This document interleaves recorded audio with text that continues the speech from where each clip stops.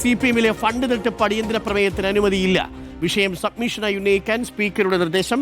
എതിർപ്പുമായി പ്രതിപക്ഷ നേതാവ്. സഭയിൽ ഇപ്പോൾ പ്രതിപക്ഷ ബഹളമാണ്. റോഷിപാലുണ്ട്. റോഷിപാൽ, അത് പാർട്ടിയുടെ ആഭ്യന്തര കാര്യം എന്ന് പറഞ്ഞുകൊണ്ടാണോ ഇപ്പോൾ അടിയന്തര പ്രമേയത്തിന് അനുമതി നിഷേധിച്ചത്?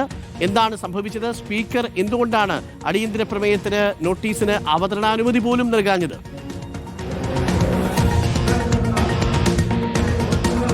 അരുൺകുമാർ, പയ്യന്നൂരിലെ ഫണ്ട് വിവാദവുമായി ബന്ധപ്പെട്ട പ്രതിപക്ഷം നൽകിയ അടിയന്തര പ്രമേയ നോട്ടീസ് പരിഗണിക്കാൻ കഴിയില്ലെന്ന് സ്പീക്കർ AN ഷംസീർ വ്യക്തമാക്കി.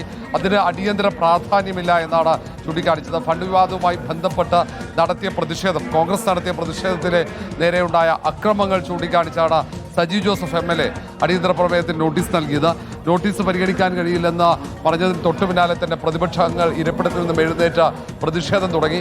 പ്രതിപക്ഷ നേതാവ് ആദ്യഘട്ടത്തിൽ മൈക്ക് അനുവദിച്ചിരുന്നില്ല. പ്രതിപക്ഷം ബഹളം അവസാനിപ്പിച്ചാൽ മാത്രമേ മൈക്ക് അനുവദിക്കാൻ കഴിയുള്ളൂ എന്ന നിലപാട് സ്പീക്കർ സ്വീകരിച്ചു.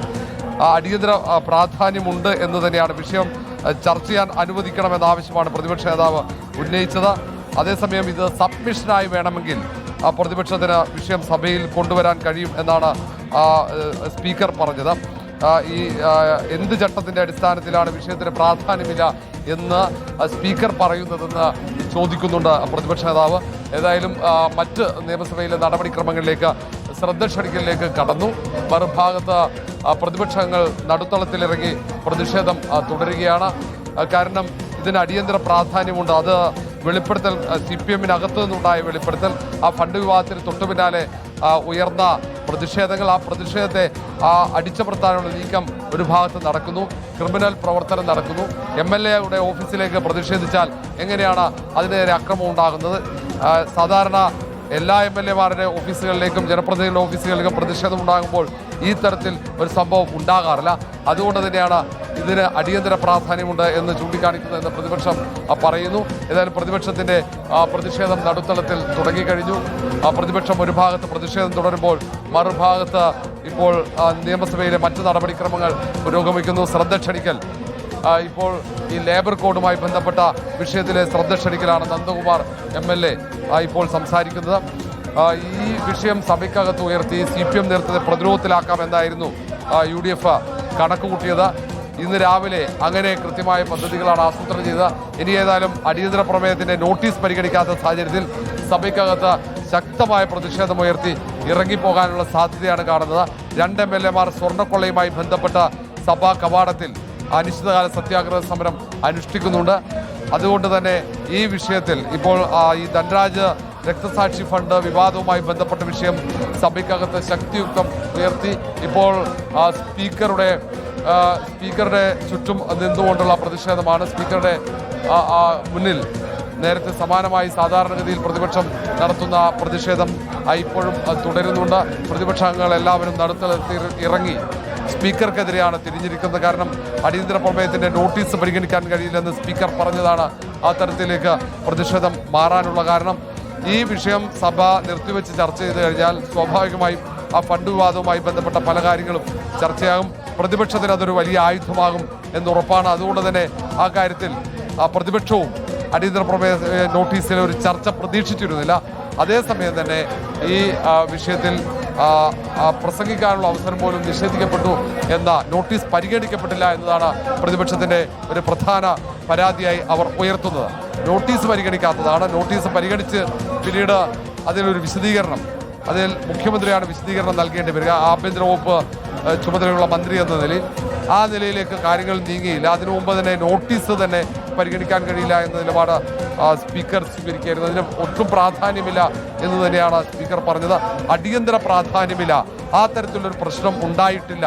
സഭാ നടപടികൾ നിർത്തിവെച്ച് ചർച്ച ചെയ്യേണ്ട ഒരു ഗൗരവം ഈ വിഷയത്തിൽ ഇല്ല എന്നതാണ്. മാത്രവുമല്ല, ഈ വിഷയം സഭയ്ക്കകത്ത് ഉന്നയിക്കാൻ ആവശ്യമെങ്കിൽ പ്രതിപക്ഷത്തിന് സബ്മിഷനായി വിഷയം കൊണ്ടുവരാം എന്നാണ് ഈ നോട്ടീസ് നൽകിയ സജി ജോസഫിന് സ്പീക്കർ AN ഷംസീർ നൽകിയ നിർദ്ദേശം. പ്രതിപക്ഷം ആ നിർദ്ദേശം ചെവിക്കൊണ്ടിട്ടില്ല. പ്രതിപക്ഷം ഇപ്പോഴും നടുത്തളത്തിൽ പ്രതിഷേധം തുടരുകയാണ്. സഭാ നടപടികൾ തടസ്സപ്പെടുത്തുക എന്ന ലക്ഷ്യം തന്നെയാണ് പ്രതിപക്ഷത്തിനുള്ളത്. അരുൺകുമാർ, ഇപ്പോൾ പ്രിയപ്പെട്ട പ്രേക്ഷകരെ, സഭയിൽ ബഹളമാണ്. പ്രതിപക്ഷം പ്രതിഷേധിക്കുകയാണ്. പയ്യന്നൂരിലെ ഫണ്ട് തട്ടിപ്പ് വിവാദത്തെ തുടർന്നുണ്ടായ പ്രതിഷേധ പ്രകടനത്തിനിടയിൽ കോൺഗ്രസ് പ്രവർത്തകരെ മർദ്ദിച്ചതുമായി ബന്ധപ്പെട്ടുകൊണ്ടാണ് അടിയന്തര പ്രമേയത്തിന് നോട്ടീസ് നൽകിയത്. എന്നാൽ അടിയന്തര പ്രമേയത്തിന് അടിയന്തര പ്രാധാന്യമില്ല എന്ന് പറഞ്ഞ് ഇപ്പോൾ സ്പീക്കർ അത് പൂർണ്ണമായിട്ടും തള്ളിയിരിക്കുകയാണ്. സഭയിലെ ദൃശ്യങ്ങൾ കൂടി പ്രേക്ഷകർക്ക് കാണാം. സഭയിൽ ഇപ്പോൾ ശക്തമായ പ്രതിപക്ഷം പ്രതിഷേധിക്കുകയാണ്.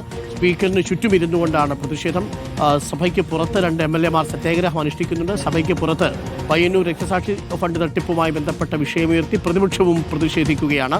ഇതിലേറ്റവും പ്രധാനപ്പെട്ട കാര്യം, സഭയിൽ നേരിട്ട് പയ്യന്നൂരിലെ ഫണ്ട് തട്ടിപ്പ് വിഷയം ഉന്നയിക്കാൻ കഴിയില്ല. കാരണം അതൊരു പാർട്ടിക്കുള്ളിലുള്ളതാണ്. ഒരു MLA എന്ന നിലയിൽ ടി.ഐ. മധുസൂദൻ അതിൽ പങ്കുണ്ട് എന്നതാണ് വി. കുഞ്ഞികൃഷ്ണൻ പറഞ്ഞത്. ആ പരാതി അതേ രീതിയിലല്ല അവതരിപ്പിച്ചിരിക്കുന്നത്. പയ്യന്നൂരിലെ ഫണ്ട് തട്ടിപ്പുമായി ബന്ധപ്പെട്ട് പുറത്തുവന്ന വിവരങ്ങളിൽ കോൺഗ്രസ് സംഘടിപ്പിച്ച പ്രതിഷേധത്തിനിടയിൽ CPM പ്രവർത്തകർ അക്രമം അഴിച്ചുവിട്ടു. അതാണ് സഭ നിർത്തിവെച്ച് ചർച്ച ചെയ്യണമെന്ന് പ്രതിപക്ഷം ആവശ്യപ്പെട്ടത്. എന്നാൽ വിഷയത്തിന് അടിയന്തര സ്വഭാവമില്ല എന്ന് കണക്കാക്കി സ്പീക്കർ അടിയന്തര പ്രമേയത്തിന് അവതരണാനുമതി നൽകിയില്ല. അതിൽ പ്രതിഷേധിച്ചുകൊണ്ട് ഇപ്പോൾ പ്രതിപക്ഷം സഭയിൽ പ്രതിഷേധം നടത്തുകയാണ്. കോൺഗ്രസുകാരെ മർദ്ദിച്ചതിൽ ചർച്ചയില്ല. അടിയന്തര പ്രമേയ നോട്ടീസ് സ്പീക്കർ തള്ളിയിരിക്കുന്നു. ആദിൽ പാലോടും റോഷി പാലും ഇപ്പോൾ നിയമസഭയ്ക്കുള്ളിൽ നിന്നും തത്സമയം വിവരങ്ങളുമായി നമുക്കൊപ്പം ചേരുന്നുണ്ട്. പയ്യന്നൂരിലെ ഫണ്ട് തട്ടിപ്പ് വിവാദം ചർച്ചയായില്ല. ആ അർത്ഥത്തിൽ ഇപ്പോൾ സഭാ നടപടികൾ തടസ്സപ്പെടാതെ മുന്നോട്ട് പോകുന്നുണ്ടോ റോഷി? വലിയ പ്രതിഷേധമാണ്. നടുത്തളത്തിൽ ഇറങ്ങിയാണ് പ്രതിപക്ഷത്തിന്റെ പ്രതിഷേധം. സ്പീക്കറിന് ചുറ്റും നിന്നുകൊണ്ട് അവർ മുദ്രാവാക്യം വിളിക്കുന്നുണ്ട്. പയ്യന്നൂർ വിഷയം കൂടുതൽ ചർച്ച ചെയ്യാൻ വേണ്ടി തന്നെയാണോ പ്രതിപക്ഷത്തിന്റെ നീക്കം? ഈ വിഷയം ചർച്ച ചെയ്തില്ലെങ്കിൽ സഭാ നടപടികളുമായി സഹകരിക്കില്ല എന്നതാണോ പ്രതിപക്ഷം പറഞ്ഞത്?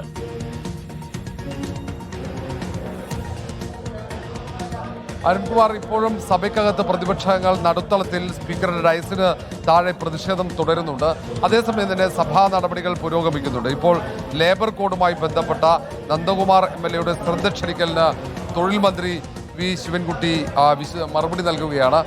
ആ ഒരു ഭാഗത്ത് അങ്ങനെ നടപടികൾ മുന്നോട്ട് പോകുമ്പോൾ മറുഭാഗത്ത് നടുത്തളത്തിൽ ഈ അടിയന്തര പ്രമേയത്തിന്റെ നോട്ടീസ് പരിഗണിക്കാത്തതിനുള്ള പ്രതിഷേധമാണ് പ്രതിപക്ഷം ഉയർത്തുന്നത്. സ്പീക്കർക്കെതിരെ കൂടിയാണ് പ്രതിഷേധം തുടരുന്നത്. അതിനിടയിൽ ഇന്ന് താമരശ്ശേരിയിലെ ഫ്രഷ് കട്ട് മാലിന്യ പ്ലാന്റുമായി ബന്ധപ്പെട്ട വിഷയം PK കുഞ്ഞാലിക്കുട്ടി അത് സബ്മിഷനായി സഭയ്ക്കകത്ത് ഉയർത്തുന്നുണ്ട്. പ്രതിപക്ഷം ഏതായാലും സഭാ നടപടികളുമായി സഹകരിക്കില്ല എന്ന പ്രഖ്യാപനം നടത്തിയിട്ടില്ല. അതേസമയം തന്നെ സഭയ്ക്കകത്ത് ഇപ്പോൾ അടിയന്തര പ്രമേയ നോട്ടീസ് പരിഗണിക്കാത്തതിൻ്റെ പ്രതിഷേധം ശക്തമായി ഉയർത്തി ഇറങ്ങിപ്പോകാനുള്ള സാധ്യതയാണ് കാണുന്നത്. അതിനുശേഷം ഒരുപക്ഷെ തിരികെ എത്തി സബ്മിഷൻ ഉൾപ്പെടെയുള്ള നടപടിക്രമങ്ങളുമായി സഹകരിക്കാൻ സാധ്യതയുണ്ട്. കാരണം ഈ സബ്മിഷൻ കഴിഞ്ഞു കഴിഞ്ഞാൽ പിന്നീട് നന്ദി പ്രമേയത്തിലുള്ള ചർച്ചയ്ക്ക് തുടക്കമാകും. അത് ഏറ്റവും പ്രധാനമാണ്. കാരണം നിയമസഭാ തെരഞ്ഞെടുപ്പിന് മുമ്പ് ഈ സർക്കാരിൻ്റെ അവസാനത്തെ സഭാ സമ്മേളനം, സർക്കാരിനെതിരെ ആഞ്ഞടിക്കാനുള്ള അവസരമാണ് ഓരോ പ്രസംഗവും. ഈ നന്ദി പ്രമേയത്തിലുള്ള ചർച്ചയാണെങ്കിൽ പോലും അതൊരു രാഷ്ട്രീയ പ്രസംഗമായി മാറാനുള്ള സാധ്യതയാണുള്ളത്.